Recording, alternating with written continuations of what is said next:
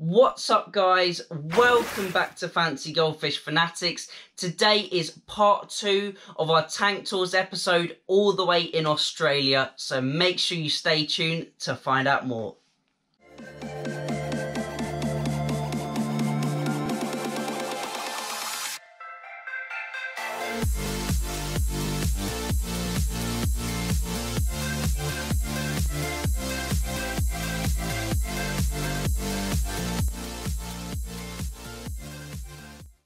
Hey Fanatics family, welcome back. As always, check out those links in the description and make sure you follow us on Instagram. Today is part 2 of our tank tours episode in Australia, and we are back with Jeff from Ghost Aquariums. Link down below for his YouTube channel. Go and give him some support and a subscribe.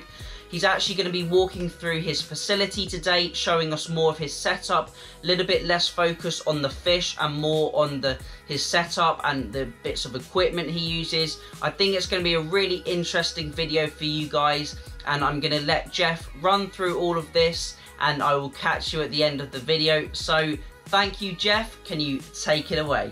Hi again, it's Jeff again from Ghost Aquariums. So this one will be on, the second part will be on my actual setup, what I've actually got, how I run it. A lot of people are quite interested in it, and sometimes I think people are more interested in the setup than they are the fish nowadays. So if we could just look here for starters, I'll move this chair out the way, and I have 4-foot tank there, 3 4-foots in here, and one up there, so that's 4 foot, 4 4-footers, 2 3-foot, that's the way we talk in feet in Australia, by the way, and 6 2-foot tanks in here, and at the end there's one more 2-foot tank. And a 2-foot tank there, and a 1-foot tank there. So yeah, quite a few tanks. So that's all 1 2 3 4 5 6 7 8 9 10 11 12 13 14 15 tanks in all. I have 5,000 litre round tup for my Blackmores. I have, they're about, I think they're around 400 litres, I'm not sure, about 400 litres. These absolutely fantastic, because they actually go as far as you can see their back in underneath. They're actually a good sized tank for goldfish, because they're not real deep. Don't think fancy goldfish overlove deep water, especially your stuff like celestial, butterfly telescope, ranchu. The shallower the water, the better. I've probably got them in a little bit too deep of water, but for long-term purposes, if you can only use 300 ml of water, you'd be far better off. You really would be. And so we'll go up the end and start up here.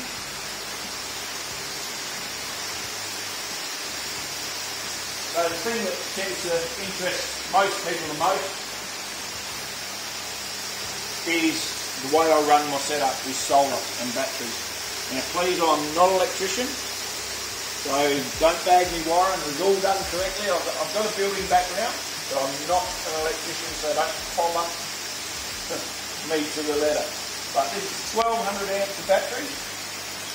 Can be expensive setting it up, but I found these, they come out of the battery bank, got them for $80 each. They normally just over $300 each, and they're only 12 months old. So I have 1200 amps of batteries, I have a 3000 watt pure sine wave inverter, so lots of power. A desulfator which keeps the batteries in good condition. I have 1500 watts, so 1.5 kilowatts of power on the roof for it. I have 3 charge controllers, because there's 3 arrays that come in with that. I don't want to overproduce it, because some people might not be interested in that.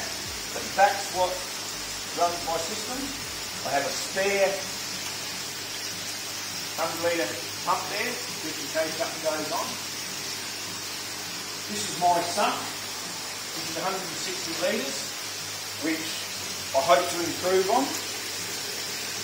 On this side we have a 5,000 litre 240 pump, so that runs off of the normal power that comes out of the inverter, still through the solar battery. This is a 12 volt pump. So here it is here, that's the 12 volt. If I want to turn the air on 12 volt, like that's the air I just turned on for the 12 volt system. If I turn it off, it stays running from the battery bank. Anyway, so that's a 5,000 litre as well, I can turn over. Bio filter, swirl filter. Now, what I do have here is I run into these, runs the whole system.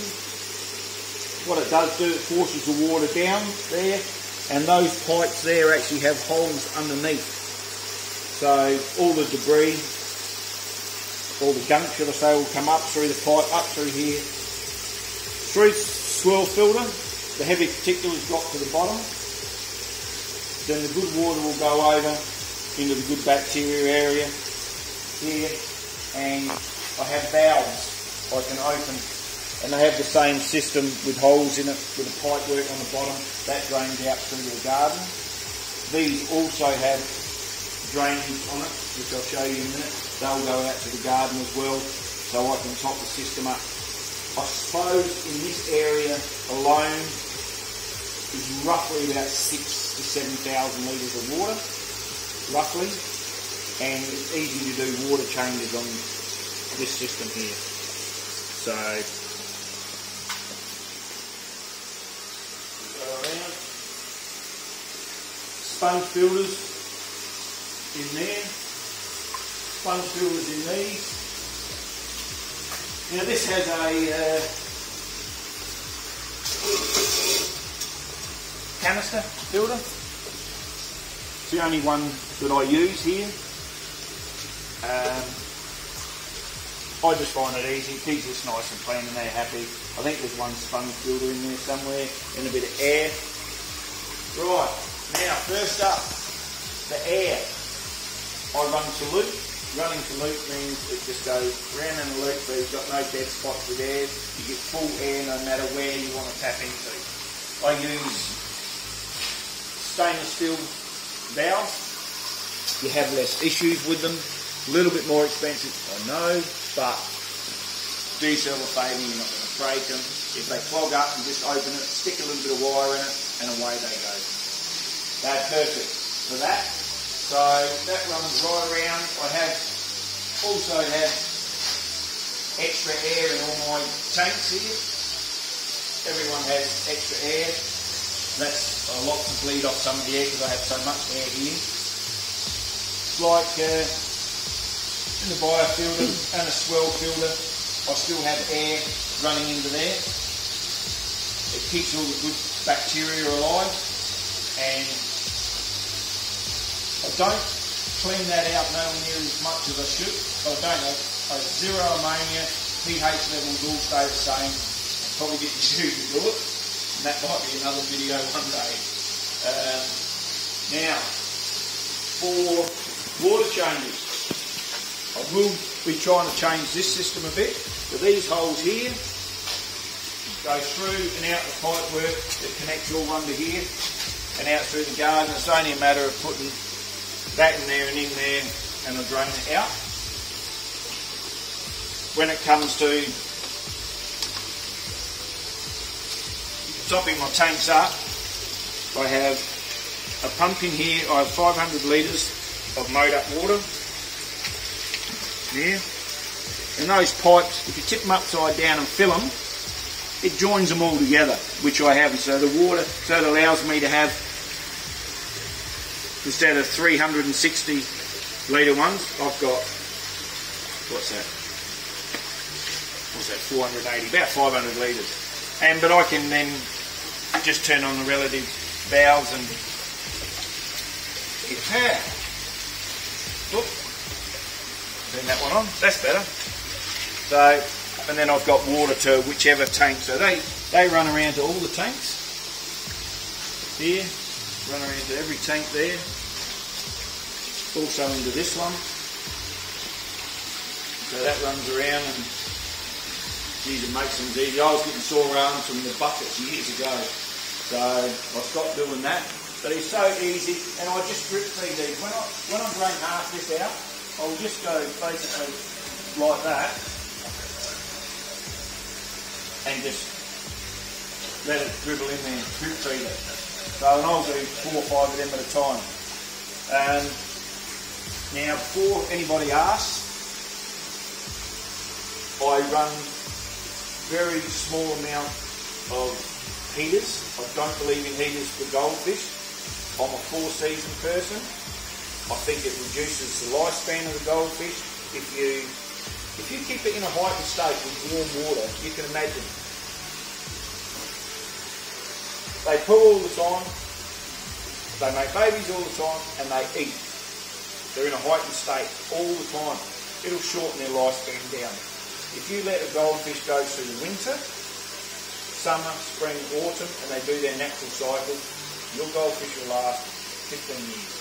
Some more, some less. That's around that. So, in saying that, on the setup side of things, I have 3 that are on at the moment, heaters, only because I have plecos in them. You cannot run the heaters off your battery bank. You'll destroy your battery bank. Because a heater takes so 300 watt one in there, 100 watt one in there, you can imagine, it'll just destroy your battery bank. So I don't run them, they've got to come off mains power. But if I lose mains power, all the air continues to run through the system, through the batteries, and the heat will stay in tanks well and truly long enough for the power to come back on. Now in Australia, we only fluctuate from, say, winter, the coldest day we'd possibly get would be an 11 degrees. But we also go up to 44 degrees. And sometimes in the shed here, I've had my water to between 32 and 34. I have never lost a fish due to heat. Never. Only thing I've lost some young when I've had a huge, big cold snap. They don't like the drop in temperature too much. But an older fish, they can tend to cope a little bit better with it. So I know lots of part of the world you battle with frozen water sometimes, and fish will still live under there. So, but we fluctuate a lot in our temperatures here. A lot of people say, "Oh, geez, your tank's water's nice and clean" on some of the videos. There's a little trick to that, and it's as simple as paint the back of your tank blue. It's as simple as that, because the water just looks so much clearer, and sometimes it isn't, and you've got to do work. But the key to keeping these fish and raising them is water changes. It's water changes. Simple as that. And don't be afraid when you breed that if you don't grow your fish as fast as you see people on TV do it, or YouTube. The simple fact is Asian countries or subcontinent countries, they get an abundance of water. We do not have that luxury, and plus being a ship worker, I don't. I'll do 2 or 3, if I'm lucky, 50% water changes a week, if I can get to it. I'll probably only do a 10% water change on 10 to 15% water change once a week on the big system. I just don't have the time, and it's a lot of water, especially where I live in South Australia. So as long as your fish are healthy, if they take a little bit longer to grow, please don't worry about it. Now, how I do my breeding is spawning mops. I've got the spawning mops in there. 2 things: you either take the fish away, or you take the spawning mop away 4 hours after you start to see them spawn, or what you think they're finished, because they'll start eating the eggs otherwise. Now, these pens, I'll select breeding pairs, or 3 male, 1 female, 2 males, 1 female, put them in there in relative tanks, and at the moment, then I'll take the spawning mops out, and I'll put them elsewhere, in aquariums or whatever, or tubs, and what I do is I leave the excess eggs that are in there, and then in a week or so after they hatch and they're small fry, I'll scoop them up, get rid of them, and just put them in a all sorts container type of thing and just keep them for later. Now, yeah, and these also act as, once breeding season's over and then we get into next year and the fish are growing up, when people come and buy from me, these are the pens that the young fish go into. People come along and select from me, or I sell them to the fish shop. And before anybody asks, I haven't got to online selling yet and shipping. It's coming. It's going to be a while away, but it is coming. But I sell locally, or people message me and they come out and get fish off me by appointment because I still work. Now, hopefully we've covered nearly everything, but we are going to pop out. I have another area. We're going to have a pop out. We're only going to go out there for a small look, aren't we, Curtis? Because yes, it's been raining and it's still bloody raining. So we'll go for a quick walk. It won't be a long video out there, but let's go. So this is my little area on the side. There's a bit of a grow out area, this area. I haven't got the one of the pumps on in the big bucket filter because there's not much solar today, so I'll actually turn the solar off in this shed. But I've got a small solar system in this shed too. So we have heaps and heaps of blackmore fry in this tub. We don't actually have a air stone in there, but it survives quite fine. We have 2 spawns of yumbo in here. We have a red caparanda spawn hidden under the duckweed in there. But the ones out here, I don't tamper with these as much as I do with the ones inside. I tend to just let them go, and then in a couple of months I'll scoop around and see what I've got and what I cull out and what I keep in here. So it's a little bit rawer system. In here there's a grow out one, there's hardly any left, they've all been sold now. We have a panda butterfly telescope spawn in there. We have 2 arandas in there, which I was supposed to write on that, and I didn't. We have a black branchie spawn in here. The mott's still hanging in there, so they haven't hatched yet, so they'll be a day away. 2 blackmore spawns, little babies in there. We have the remnants left of some grow outs fish, and they're probably struggling. They've been rumps from last year and they're struggling, so they'll probably be got rid of as feeder fish now. And this system here works quite well to help keep the ammonia down. A little bit of green water out here, but I won't take you out there, but there is another small tub like, round tub like that out there. That's got an aranda spawn in it too. So anyway, I hope this all makes you happy, and yeah, and I hope you've enjoyed it, and we'll see you next time. Thank you all for watching. Hopefully you enjoyed that video. Thought it was really interesting seeing a different style of setup, and everything run on solar power using those battery packs just was really cool and something you never get to see. Thought that was really awesome, and just the way all of his systems run, and he's just using different techniques and different pieces of equipment, especially to us hobbyists that we use. So I thought that was really interesting. Any questions for Jeff? Drop them down in that comment section below, and hopefully he can come along and answer them.